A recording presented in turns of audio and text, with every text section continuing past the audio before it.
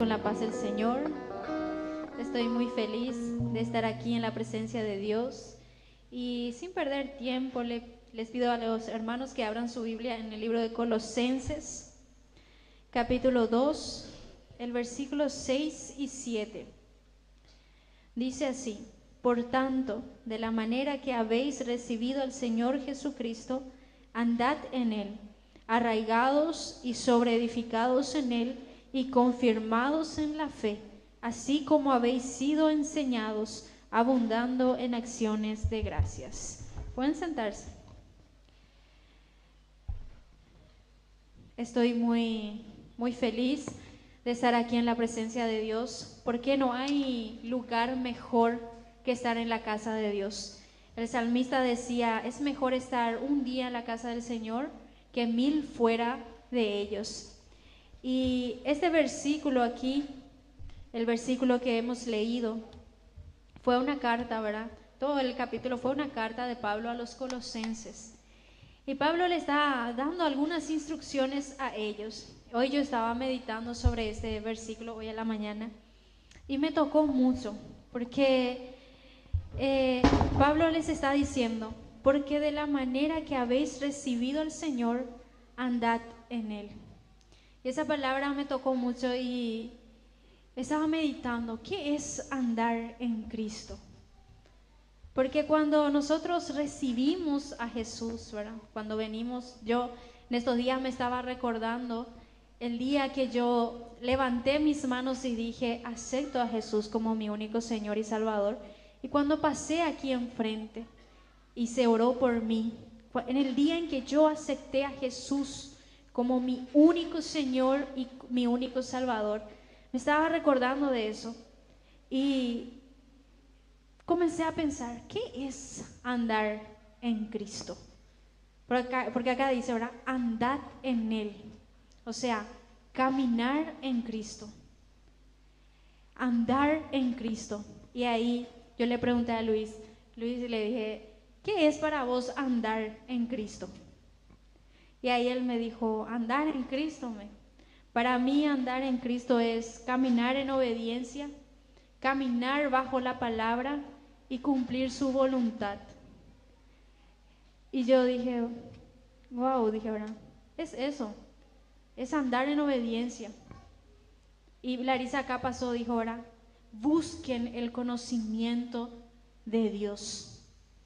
Busquen conocer más a Dios. Y eso es tan importante. Hoy estamos en un culto de jóvenes. Hay tantas cosas, ¿verdad?, que nos distraen cuando somos jóvenes. Hay tantas cosas, por ejemplo, los aplicativos, el TikTok, el Instagram, el Facebook, ¿verdad? Hay tantas cosas que se aparecen en nuestras vidas, ¿verdad? Y si ustedes notan, podemos estar 2 horas viendo Reels y no nos cansa, no queremos dormir, pero agarramos 5 minutos de nuestra Biblia y nos da sueño, ¿verdad? Nos da sueño, después decimos no entiendo, y peor si se van en Números o en Éxodo leyendo, o en Génesis, cuando dice el hijo de Matusalén era Jerameel y lee, ¿verdad? Aburre un poco, ¿verdad? Pero para andar en Cristo tenemos que conocerle. No podemos andar con Cristo y en Cristo si no le conocemos. Tenemos que tener intimidad con Él. ¿Y a través de qué vamos a tener? A través de la lectura de la palabra. Y los jóvenes saben que yo les digo, hay instituto bíblico. A partir de los 15 años me dijo Pastor Otoniel que ya hay, porque yo le pregunté a partir de cuántos años las personas ya pueden estudiar, y él me dijo a partir de los 15. Entonces estudien, gente, la palabra. Tenemos una oportunidad tan grande en nuestra iglesia. No todas las iglesias tienen este privilegio. No todas las iglesias tienen el privilegio de tener un instituto teológico en su iglesia. Entonces aprovechen, conozcan a Dios a través de la palabra, así para que puedan andar en Él. Después dice, arraigados. Nuestra raíz, la fe, la raíz de nuestra fe tiene que ser Jesús. Tenemos que estar arraigados en Cristo. Y después dice sobre edificados. ¿Por qué? Porque Cristo edificó y nosotros tenemos que cuidar que edificamos sobre eso. Yo me estaba recordando en esta semana sobre la vida del rey Saúl. Estaba meditando, hace tiempo que estoy meditando en la vida del rey Saúl y había una inquietud que yo siempre tenía en mi corazón sobre la vida del rey Saúl. Y es que yo leí un pasaje de él donde decía que cuando el profeta Samuel le ungió a él, dice que él se levantó y se dio la vuelta para irse en su casa y dice que Dios mudó su corazón.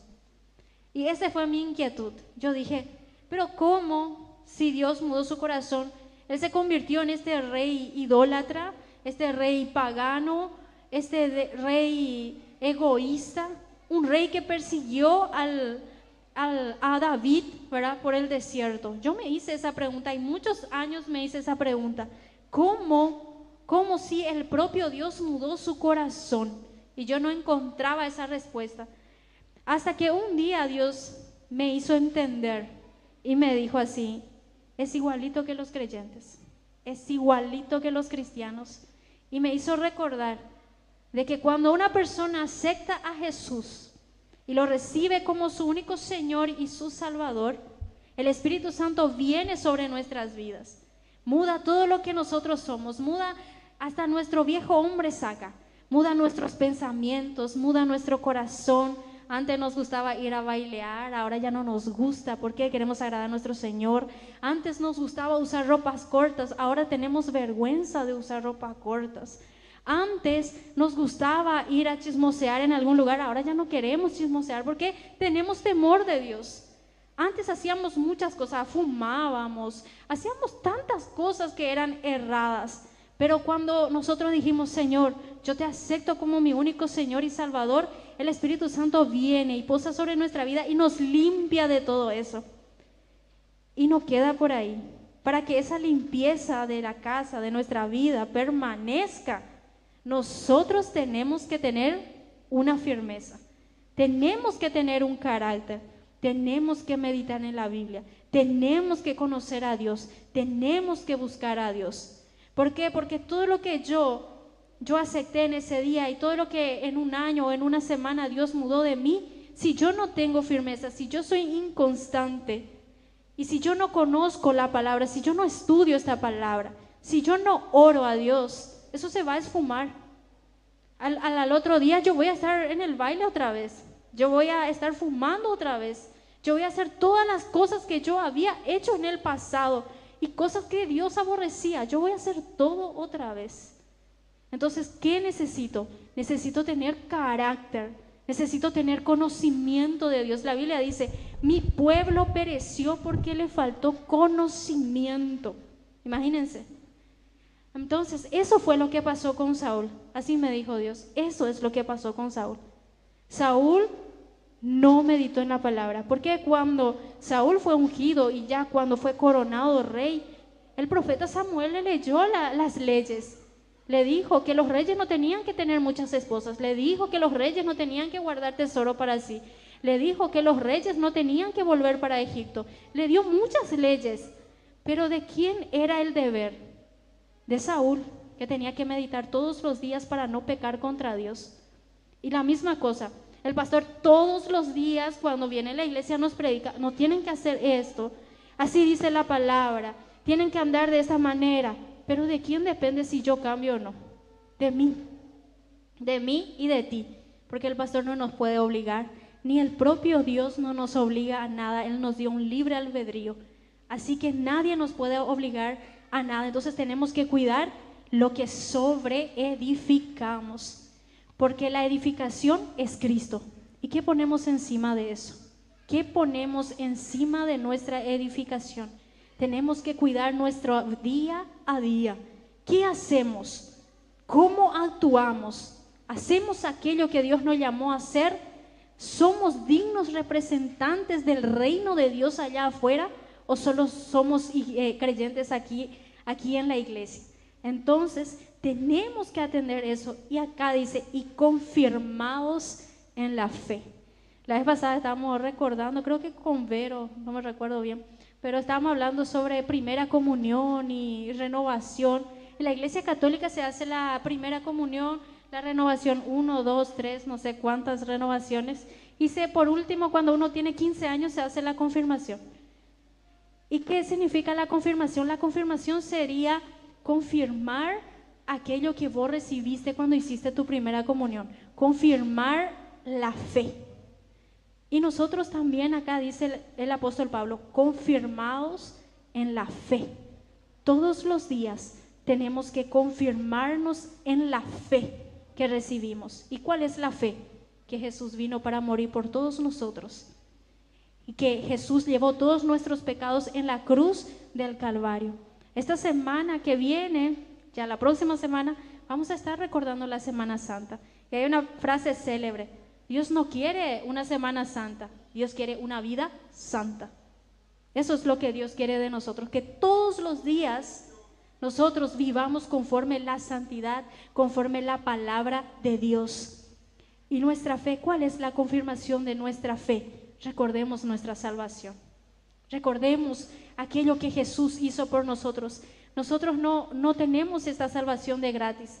Costó la vida del Hijo de Dios para que cada uno de nosotros estemos sentados aquí.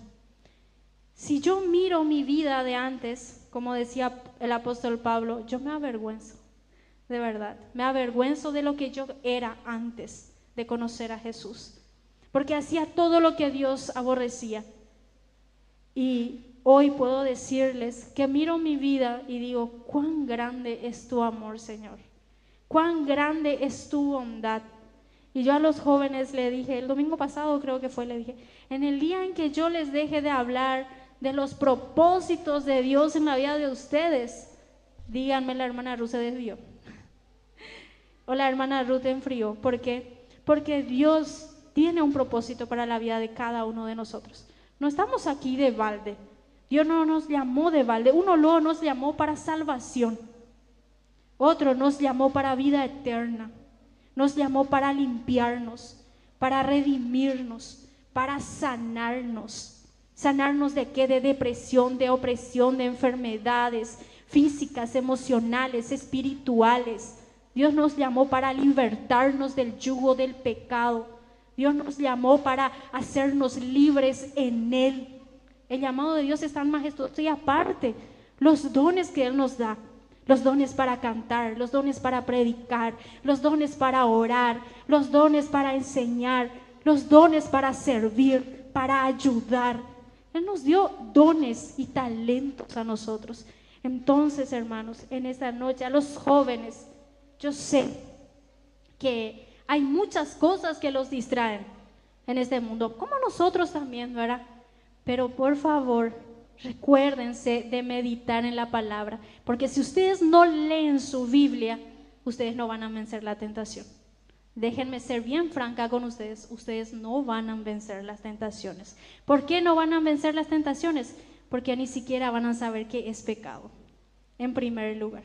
Ni siquiera van a saber si es pecado o no. Solo leyendo la Biblia sabemos lo que es pecado y lo que no es pecado, lo que Dios aborrece y lo que Dios ama, lo que Dios quiere que hagamos y lo que Dios no quiere que hagamos. Entonces mediten en su palabra, en la palabra de Dios, conozcan a Dios, anden en Cristo, arráiguense en Cristo, sobreedifiquen sobre la base que es Cristo y sobreedifiquen lo que es la voluntad de Dios. No sobreedifiquen cosas fructíferas, no sobreedifiquen cosas que no les va a valer, que son superficiales, que el día de mañana se va a terminar.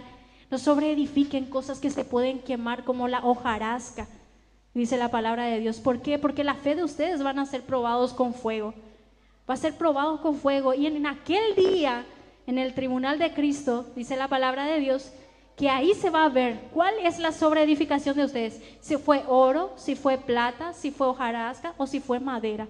En ese día se va a ver. Entonces sobreedifiquen lo que conviene, lo que es de Cristo, y por sobre todo confirmen su fe todos los días. ¿Saben por qué? Porque nuestra fe es escudo contra los ataques de Satanás. Así dice Efesios 6. y tomad el escudo de la fe, con el cual podéis apagar las flechas del maligno. Así dice la palabra de Dios. Entonces, esta es la palabra que yo les dejo a los jóvenes. Confirmen su fe todos los días, sigan fuertes y firmes en la presencia de Dios. Y así agradezco la oportunidad.